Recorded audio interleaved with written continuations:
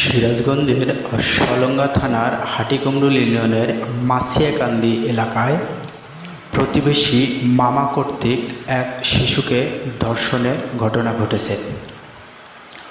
বৃহস্পতিবার শিশুটি স্কুল থেকে ফেরার পথে প্রতিবেশী আব্দুস সামাদের শ্যালো মেশিন ঘরে পানি খাওয়ার জন্য গেলে ধর্ষক আব্দুস সামাদ শিশুটিকে জোরপূর্বক ধর্ষণ করে। শিশুটি বাড়িতে গিয়ে অসুস্থ হয়ে পড়লে পরিবারের লোকজন বিষয়টি টের পেয়ে জিজ্ঞাসাবাদে বেরিয়ে আসে এই চাঞ্চল্যকর তথ্য।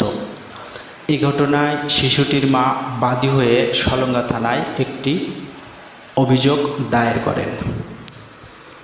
তাৎক্ষণিকভাবেই সলঙ্গা থানা পুলিশ ধর্ষক আব্দুস সামাদকে আটক করতে সক্ষম হয়।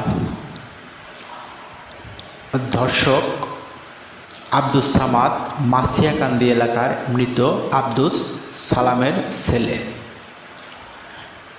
এই ঘটনায় এলাকাবাসী ও সচেতন মহল ধর্ষক আব্দুস সামাদের সর্বোচ্চ শাস্তি কামনা করছেন।